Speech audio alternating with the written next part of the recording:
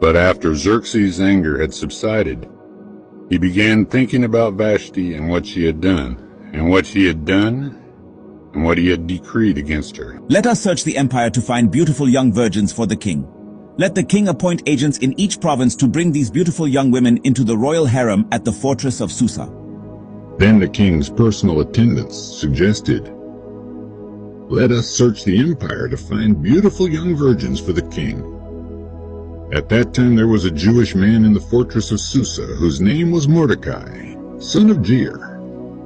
He was from the tribe of Benjamin and was a descendant of Kish and Shimei. He had a very beautiful and lovely young cousin, Hadassah, who was also called Esther. When her father and mother died, Mordecai had adopted her into his family and raised her as his own daughter.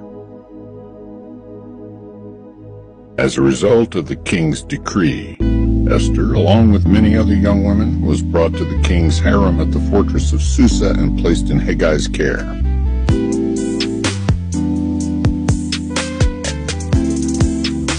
Heggai was very impressed with Esther and treated her kindly.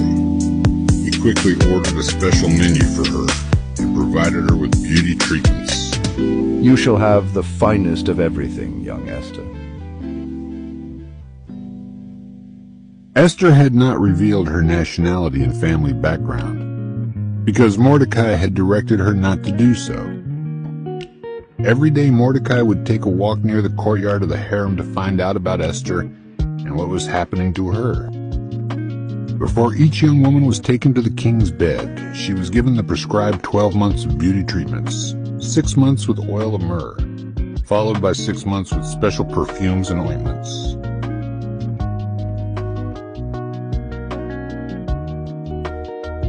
When it was Esther's turn to go to the king, she accepted the advice of Heggai, the eunuch in charge of the harem. She asked for nothing except what he suggested, and she was admired by everyone who saw her. Esther was taken to King Xerxes at the royal palace in early winter of the 7th year of his reign. And the king loved Esther more than any of the other young women. He was so delighted with her that he set the royal crown on her head and declared her queen instead of Vashti.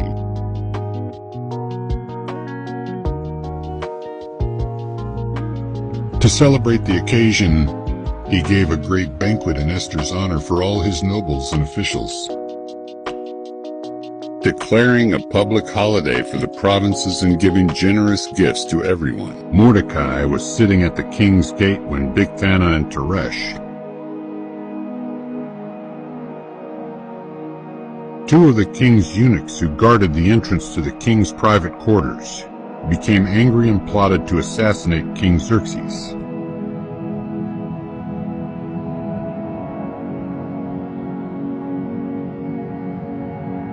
But Mordecai heard about the plot and gave the information to Queen Esther.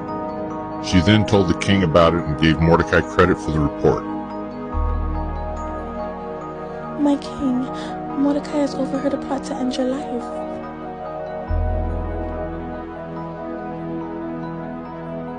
When an investigation was made and Mordecai's story was found to be true, the two men were impaled on a sharpened pole. This was all recorded in the Book of the History of King Xerxes' reign.